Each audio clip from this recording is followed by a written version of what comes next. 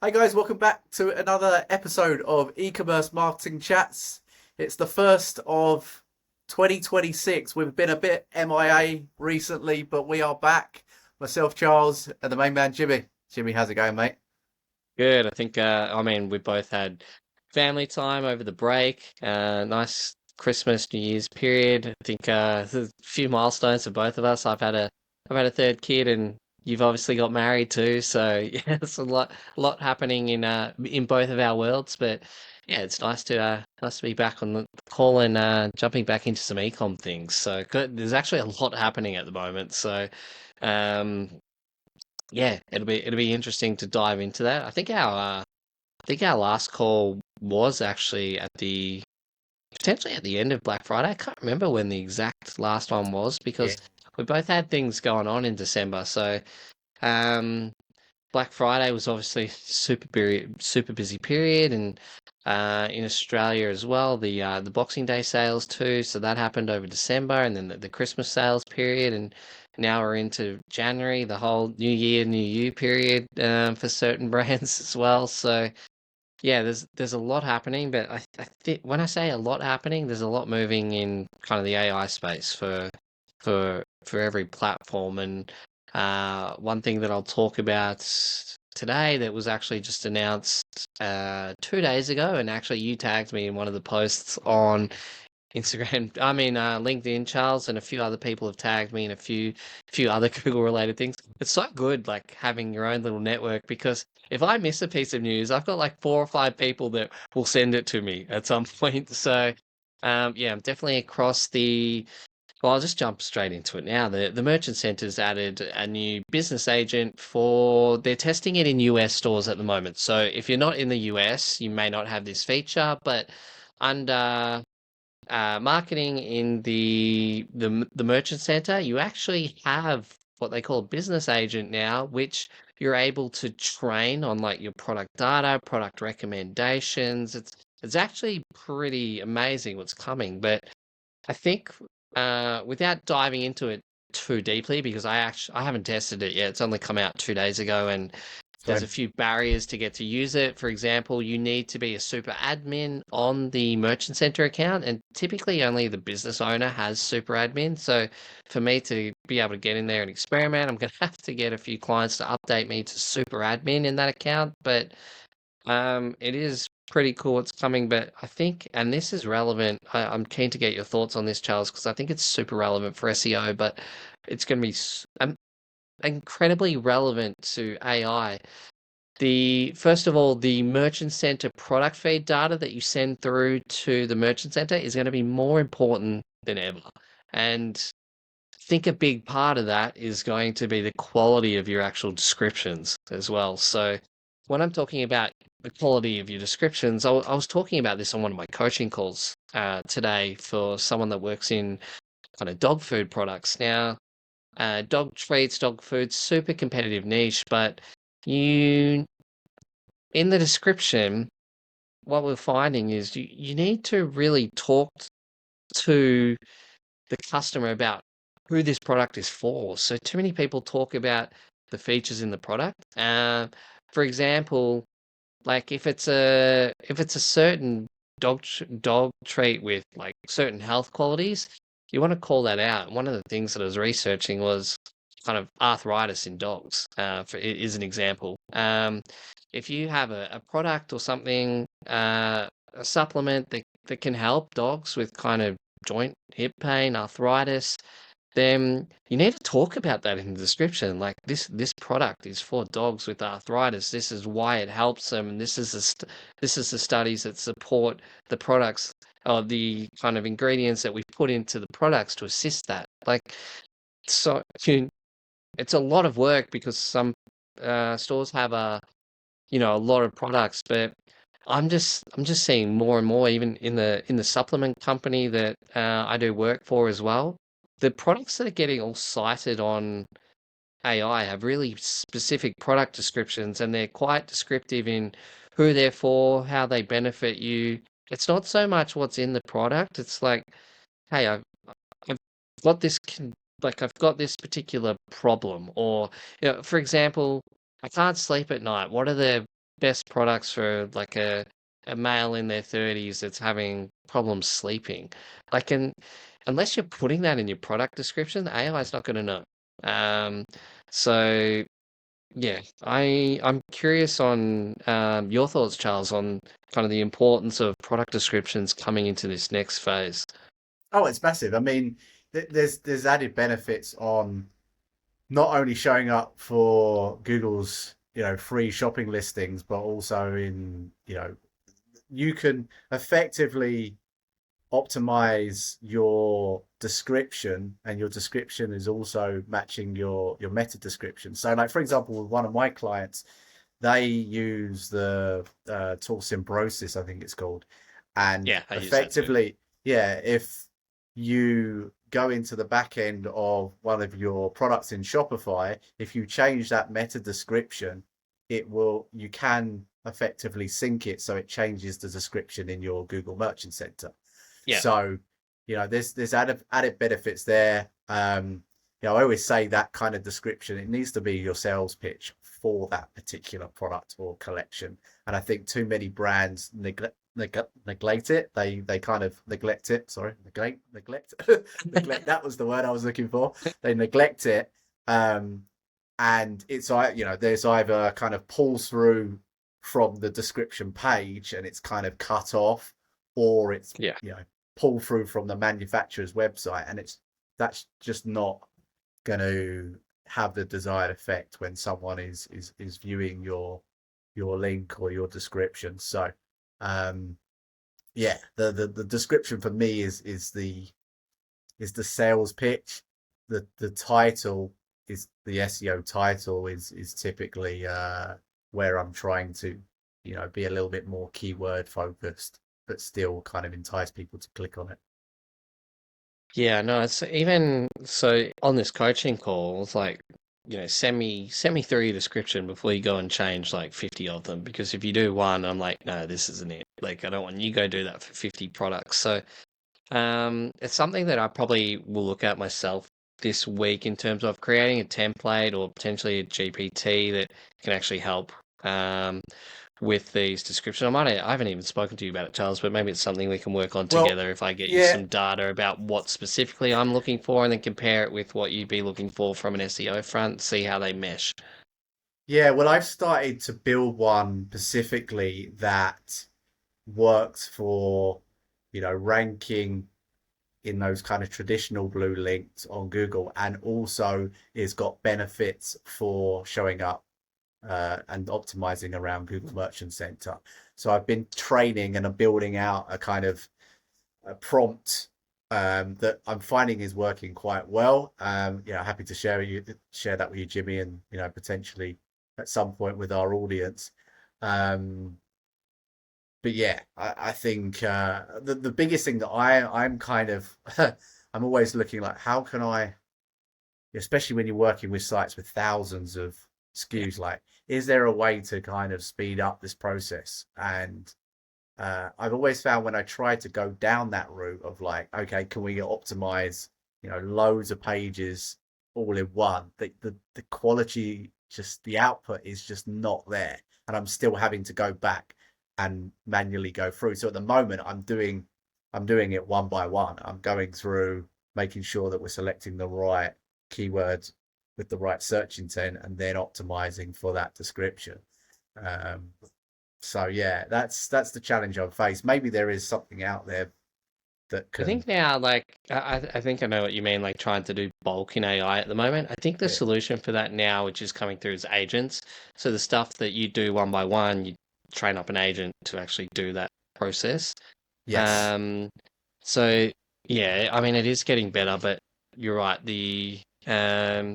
I'd say the quality for your top 10 products, I'd say you can get away doing bulk, as a starting point. And just like editing like the top 10 the most important products to your store, basically making sure that they're all good. But yeah, I'm really keen to kind of like crack this product description, I guess, template for AI searches. And um yeah, I'll probably reach out to a few people this week, including yourself, and kind of compile I guess, a little bit of a knowledge base, and what people are using, and try to see if we can kind of get something that people can use. One, because I want to use it myself and recommend it to clients. So, but I'm so specific in what I want for certain stores. I feel like I'm gonna have to build the version that I want myself.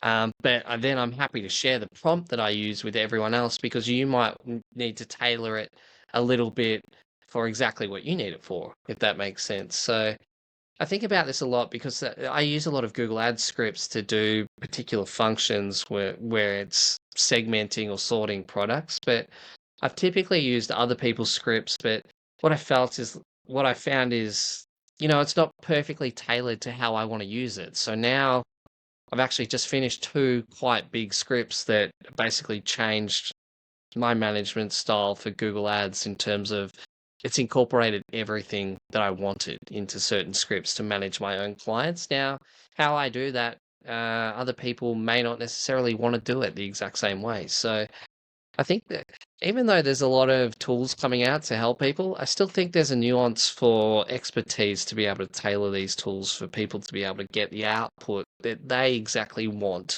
for either their clients or their own stores. So um, yeah, I'm just really picky with what I want, and then once I've nailed something and it's worked, then I'm like, okay, now let's duplicate it. Like, an example of that is kind of using certain blog posts in the industry. Like, blogs still work, but I know it because I wrote like a handful last year, probably, I don't know, 10, and they all rank and do really well. But the thing is, I've got clients that write blog posts and none of them do well, but I've realized it's not the blog post that is the important part. It's the research before it. And Yes. I think that it's what a lot of business owners and people miss. And um I think I'm saying from my perspective that blog posts work, but I know what I'm looking for before I know the blog post is potentially going to do really well before I even write it.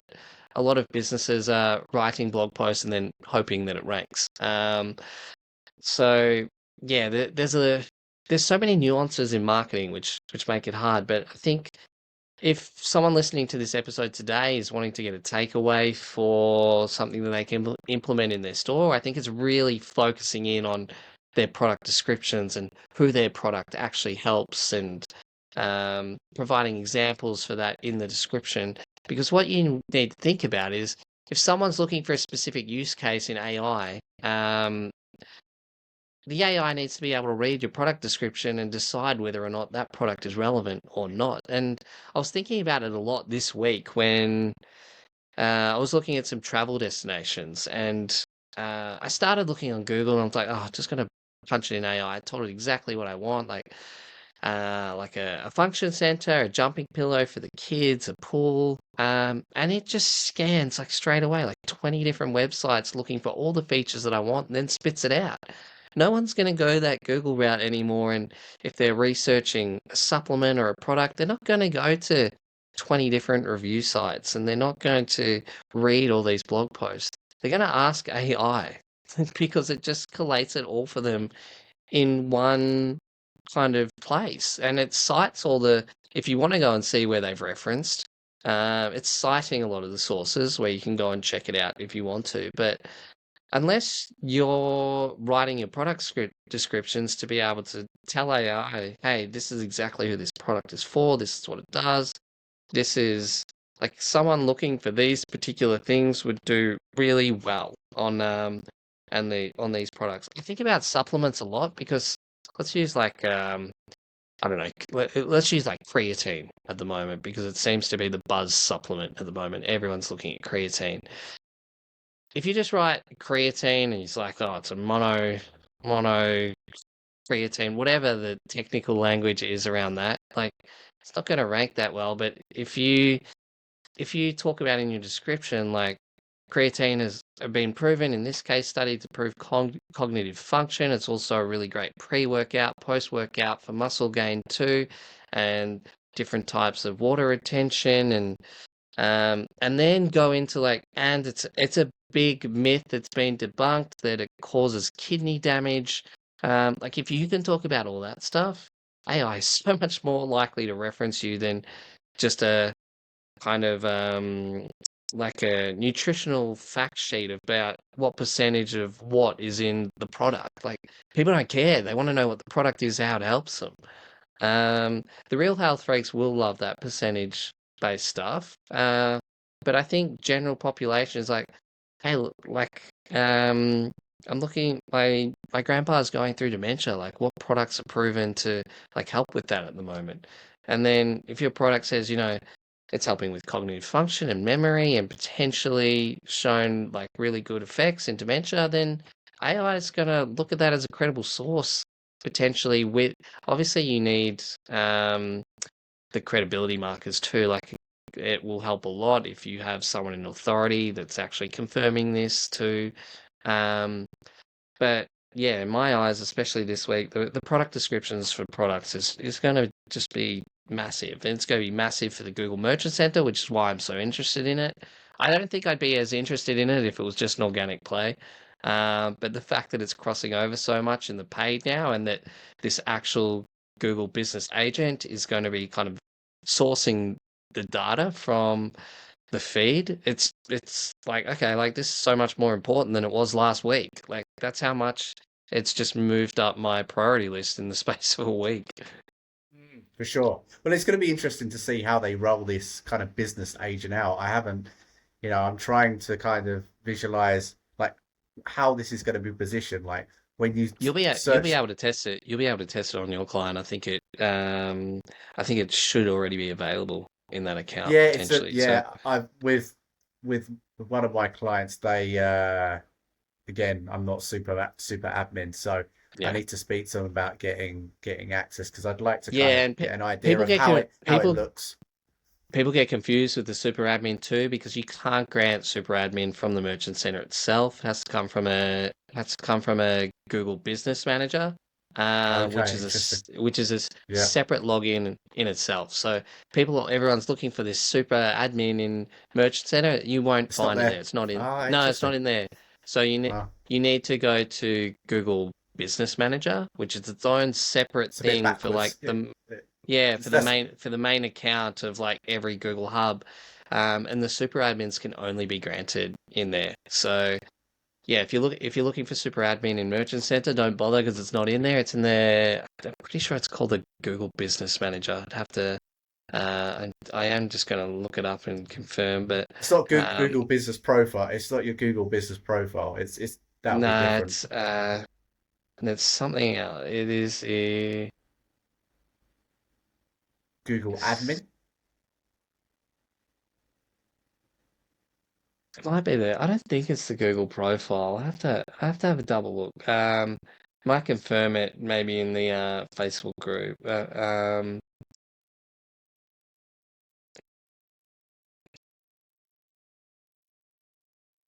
think it's yeah, I think it's in the Google like the actual your personal like Google account settings in their like people and sharing section. Like that's how in the business part of it. So I have to double check. It might actually say it in the merchant center too. I'm just gonna have a quick look for you. I don't want to hold people too much up on this, but yeah, essentially, if you are looking for super admin in the business manager, it won't be there. So uh, yeah, it It's going to be says interesting to see how they roll this business agent out in terms of, when you type in your brand name, is there going to be a button where you'll be able to hover over it and then click through to an AI assistant? Is it going to be present on your website, like if you're on Chrome? Um, yeah, I'm still this for me. It didn't, from reading about this business agent, it's not fully clear where this is going to be present. Um, yeah. And so just yeah, so people know, because I'm on the page right now, this is what it says in the Merchant Center when you come to the early access part of the business agent. It says Google's Business Agent is an AI assistant that represents your business on Google and delivers instant, accurate answers to customers. It tracks customers with personalized products recommendation, instantly answers shoppers' questions on Google, and customize your agent with your unique brand. So they're the 3 points that it has there. So it's almost working as a sales assistant for your Exactly. Yeah. business as an AI agent. So yeah, it's gonna be really interesting to see that one roll out. Definitely. I think also there was a mention that you're able to effectively purchase directly within that interface, that AI assistant. So rather than have to go to the website, uh, you're able to effectively check out. I don't know whether that's 100% accurate or not, Yeah, but no, that that should be rolling out. So that's available in the US now, not in AI. So okay, in the shopping in the US, you can actually bypass going to the website completely. You can buy directly within Google. So I don't think, especially for the US customers, I don't think it'll be a massive stretch that they implement that into makes AI. sense. Yeah, that would make sense. Would make sense. Yeah, it's going to be interesting. I think with all these things, it's whether it actually gets adoption. As much as it sounds great on paper, um, it'll be interesting to see whether people use it or not.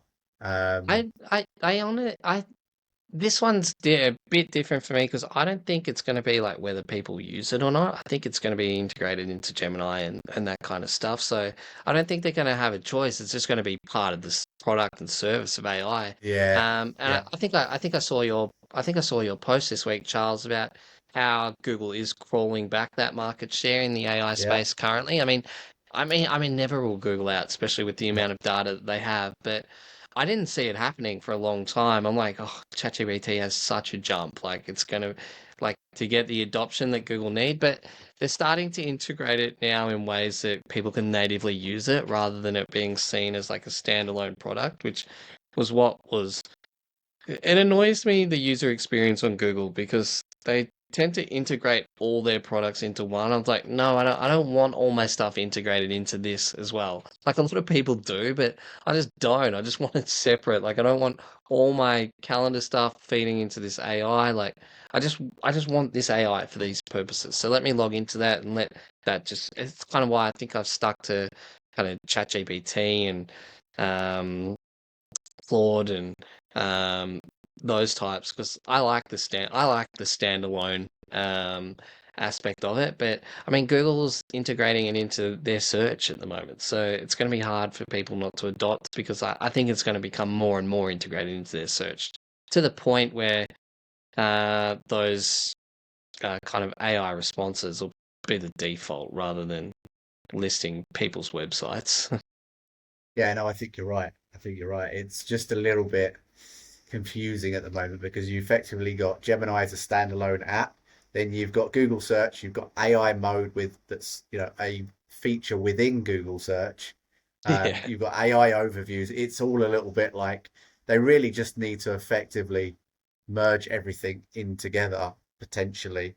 Um, I mean, we saw how bad Google was at that when they tried to launch their own social media platform. It was just an absolute yeah, mess. What was it even called again? Was it Google Plus or something? I yeah, can't Google. remember. Oh, yeah, good old Google Plus. I remember at some point I used to back in the day. I used to sell like social media management services, and one of them was at one point Google posting on Google Plus. So yeah, that fell flat on its See, ass, didn't it? Really? if they just rebranded and had a standalone product, social media, with all the data that they had, and gave the people option to integrate it into Google if they wanted, I think it would have done so much better. Yeah, yeah. Well, I think the thing with Google is they just their aim is always to execute, although they've obviously been behind in the kind of AI adoption, is they aim to kind of execute fast and then kind of roll things back Yeah. if they find it doesn't work. Um, that's kind of what I've found having you know to deal with Google's Yeah. algorithms and all that type of stuff. So yeah, it'd be interesting to see. But yeah, I definitely think that Google is playing catch up, and yeah, it's certainly not a full on conclusion that ChatGPT is going to kind of be the main player. No, I'm already seeing a lot of people now make videos that they still use ChatGPT heavily, but they're preferring the answers now from Gemini over ChatGPT. Um, I think actually I saw someone that I respect in the SEO space post that exact same thing today. Um, so yeah, it's definitely moving. But I think if for the e-commerce owners listening to this episode, if they are wanting to take one thing away, I think your Google Merchant Center data feed is going to be massively important. Like it should be a focus to clean that up this year, both for SEO and for Google PPC, but also now for AI visibility too. So it's going to be massively important. I think, yeah, another thing that Charles and I might work on this week is putting together something for product description templates, or something that you guys can use that can be, really, really valuable to get you guys kind of the data in there that you need to really rank well. Um, I don't want to put like FAQs in there and that kind of stuff. Because I think that's a separate section on the product page. I'm talking about the actual description for the products that people are going out with. There's obviously going to be other elements that's more Charles's domain though for the SEO stuff, but I think it's going to be massively important as well. But I'm talking about like the really specific description that you're writing that's going to go straight into your Google Merchant Center product feed. Put together a template for that. So yeah, if you want to come check us out in the Facebook group, I think it's called. It's been a while now.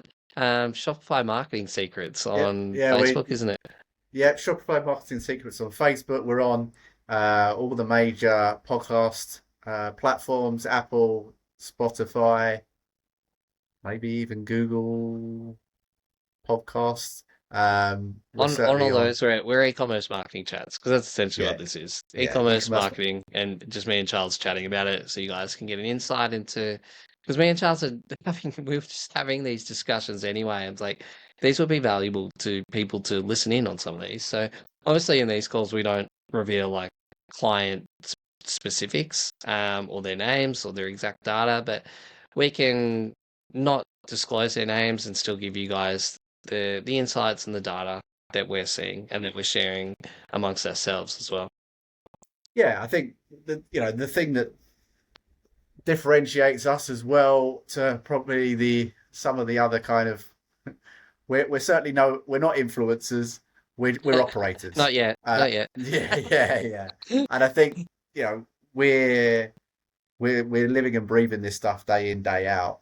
Jimmy more on the kind of the ad side of things and me on the SEO when it comes to e-commerce. Obviously we know a few other areas as well, and we keep our pulses on that as well. But yeah, that's kind of the I hope that's kind of the value we bring is we can give you kind of real data based on what we're doing and seeing is working right now. Absolutely. I think just for this episode we're going to try for the episodes going forward we're going to try keep them to half an hour time period for you guys, but try to make it action packed. I think this episode, for example, had like one key focus, like focus on well, first of all, we kind of explained to you what's coming from the merchant set. Well, it's not even what's coming; it's what's here already. It's being rolled out early access for the business agent inside Merchant Center. It's got SEO implications, paid implications. So I think if you're listening to this episode and you want to get some value, the main thing that you need to focus on from my perspective is improving the quality of your data going through for the feed, in particular product descriptions going forward, and really tailoring the data in there for AI. And putting it out there so AI can read it efficiently and recommend you guys more in those AI searches, because I'm seeing it now like it's started like some of my clients, it's starting to get up to like 5 to 10% of their revenue now, which is um a lot. It doesn't sound like a lot, but it's a lot seeing where it came from. Like at the start of the year, it might have been like 0.5%, something like that. So um, I think the funny thing is though, so just a quick example for people, which is why I'm so interested in the descriptions, is I'm looking at a store with like 3,500 products, and when you backtrack the sales from ChatGPT, there's like 5 products that are driving those sales from ChatGPT. So there's something on those product pages or something that ChatGPT likes about that particular product.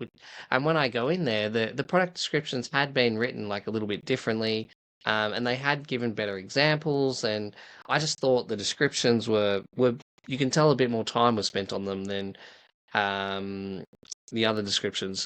What I am advising everyone not to do, do not copy the manufacturer's descriptions. It's going to get you no traction in AI. If AI is reading the description and every single person has the manufacturer's description, if you're selling like other people's products, you have no point of difference, and that is like if ChatGPT is reading 50 product descriptions and they're all the same, there's no way they're going to pluck out your store unless it's like unless you happen to have the highest authority store on like for that particular product on the internet, which in a lot of cases I doubt. So avoid copy and pasting those descriptions, please. Yeah, definitely don't want to be doing that for sure. Good stuff. Uh, Jimmy, do you want to wrap us up for this week? Yeah, cool. Like I think we haven't posted in the Facebook group for a while, so I'll post in there today. We want to focus on like getting those descriptions right. We'll post some examples in the Facebook group. So check us out at Shopify